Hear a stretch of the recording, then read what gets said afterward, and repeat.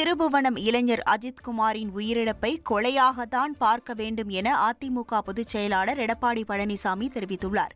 சென்னை மீனம்பாக்கம் விமான நிலையத்தில் செய்தியாளர்களை சந்தித்த அவர், உயிரிழந்த அஜித்குமாரின் வழக்கில் காவல்துறை வழக்கமான நடைமுறைகளை பின்பற்றவில்லை என தெரிவித்துள்ளார். மேலும் காவல்துறை அடித்து துன்புறுத்தி உயிரிழந்ததின் காரணமாக இதை கொலையாகத்தான் பார்க்க வேண்டும் எனவும் குறிப்பிட்டுள்ளார். ஒருவர் மீது வழக்கு தொடர வேண்டும் சொன்னால் முறையாக எஃப்ஐஆர் பதிவு செய்து விசாரித்து அவர் மீது உரிய நடவடிக்கை எடுக்க வேண்டும். ஆனால் இந்த அஜித்குமாரை பொறுத்த வரைக்கும் அப்படி எதுவுமே பின்பற்றவில்லை.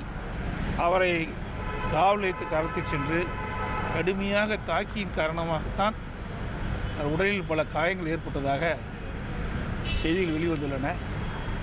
ஆகவே இது ஒரு கொலையாகத்தான் பார்க்கப்படுகிறது. இது மிக மிக வருத்தத்துக்குரியது, வேதனைக்குரியது.